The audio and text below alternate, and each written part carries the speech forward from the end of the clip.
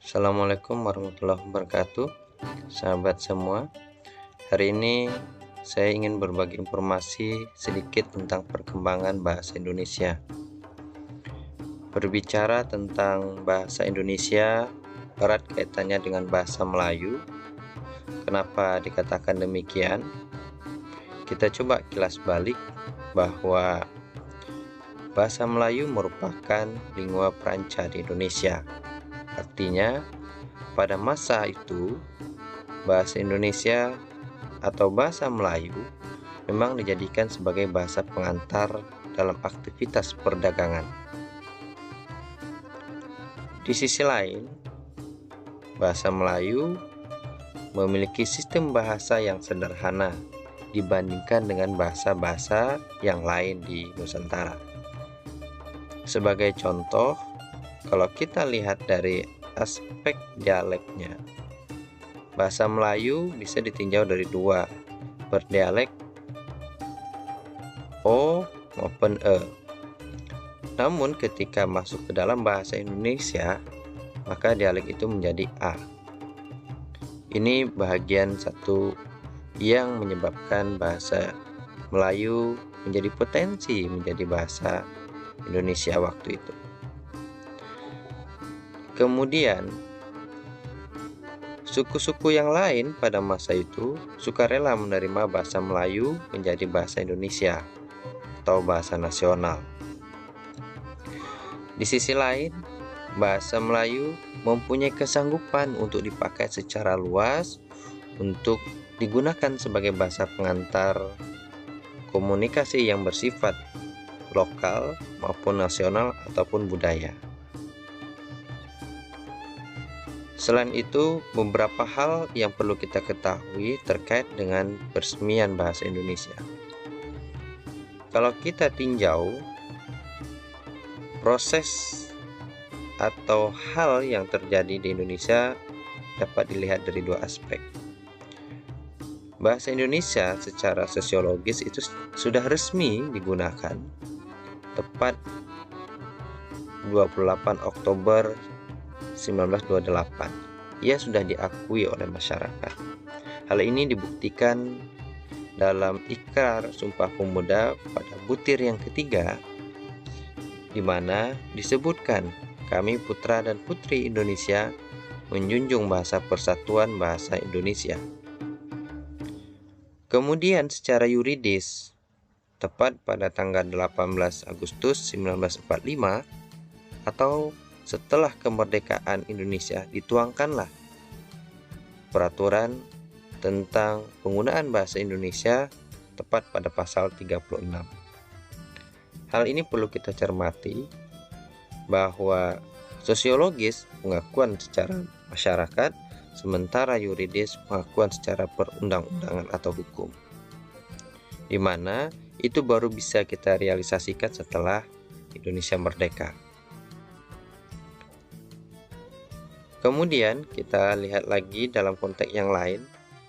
Dalam pidatonya pada Kongres Nasional kedua di Jakarta, Yamin mengatakan bahwa jika mengacu pada masa depan bahasa-bahasa yang ada di Indonesia dan kesusastraannya, hanya ada dua bahasa yang bisa diharapkan menjadi bahasa persatuan, yaitu bahasa Jawa dan Melayu. Tapi dari kedua bahasa itu, bahasa Melayulah yang lambat laun akan menjadi bahasa pergaulan atau bahasa persatuan. Pernyataan Muhammad Yamin ini bisa kita rasakan saat ini, bahwa bahasa Melayu pada akhirnya menjadi dasar hadirnya bahasa Indonesia. Walaupun kalau kita lihat kenyataan saat ini sudah berkembang. Pada konteks ini akan kita singgung juga apa formula bahasa Indonesia. Tapi sebelum masuk pada bagian itu, sedikit diinformasikan beberapa hal atau beberapa peristiwa penting yang berkaitan dengan bahasa Indonesia. Di antaranya, hadirnya penyusunan ejaan resmi Fund of Fashion, kemudian pendirian Taman Bacaan Rakyat, kebebasan penggunaan bahasa Melayu waktu itu dalam berbagai forum, adanya peristiwa Sumpah Pemuda, berdirinya Angkatan Pujangga Baru, Kongres Bahasa Indonesia I, peran penduduk Jepang di Indonesia, penetapan bahasa Indonesia sebagai bahasa negara, penetapan ejaan Republik atau yang lebih dikenal dengan ejaan Suwandi. Kemudian ada lagi Kongres Bahasa Indonesia II, penetapan pemakaian ejaan baru, pengubahan nama Lembaga Bahasa Nasional menjadi Pusat Pembinaan Pengembangan Bahasa Indonesia.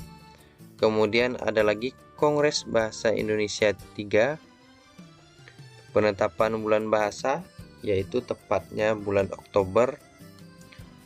Kongres Bahasa 4, 5, 6, dan hingga saat ini sudah berlangsung di Kongres 11, tepatnya di tahun 2018.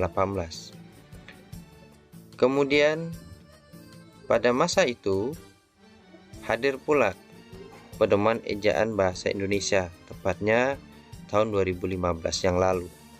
Nah, semua peristiwa ini turut mendukung hadirnya bahasa Indonesia semakin luas. Apa saja yang mempengaruhi perkembangan itu? Di antaranya ada peristiwa Budi Utomo, Serikat Islam, Balai Pustaka, ini adalah penerbit, kemudian Sumpah Pemuda. Keempat bahagian ini punya peran tersendiri dalam menghadirkan atau mewujudkan bahasa Indonesia. Kalau kita lihat bunyi Sumpah Pemuda, ada 3 poin penting di sini. Yang pertama, kami putra dan putri Indonesia mengaku bertumpah darah yang satu, tanah air Indonesia. Yang kedua, kami putra dan putri Indonesia mengaku berbangsa yang satu, bangsa Indonesia. Yang ketiga, kami putra dan putri Indonesia menjunjung bahasa persatuan bahasa Indonesia. Di 3 poin ini ada hal yang penting dipahami dan ditelaah dengan baik. Pada butir 1 dan 2, kata kunci di sana mengaku. Sementara pada butir yang ketiga, dengan fokusnya bahasa Indonesia, tidak cukup mengaku. Di sini ditempatkan menjunjung. Maknanya adalah bahasa dalam konteks bahasa Indonesia sebagai warga negara tidak cukup hanya sebatas mengakui hadirnya bahasa itu di negara Indonesia. Tetapi lebih daripada itu, wujud kita memahami tentang poin ini adalah kita menggunakan bahasa Indonesia dalam berbagai aktivitas, baik yang bersifat lokal maupun nasional. Bahkan tidak menutup kemungkinan penggunaan bahasa Indonesia digunakan dalam berbagai forum internasional maupun dalam seminar-seminar nasional. Karena ini sebagai ajang mempublikasikan bahasa Indonesia di mata dunia. Ini poin penting yang harus kita sadari.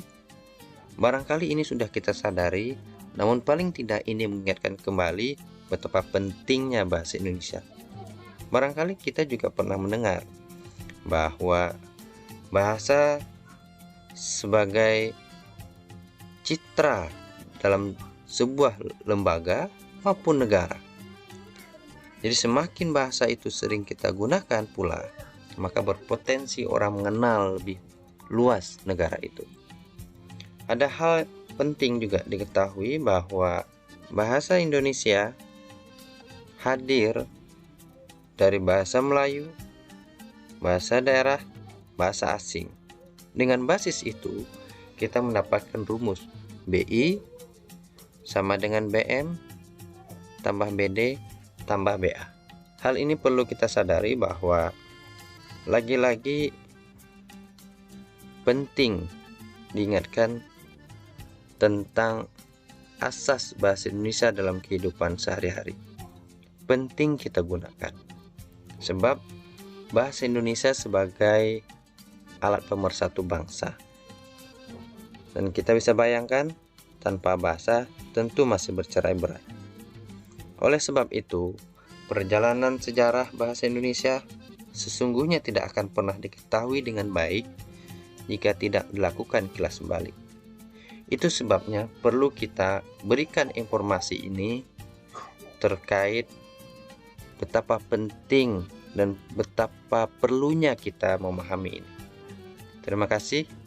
Assalamualaikum warahmatullahi wabarakatuh.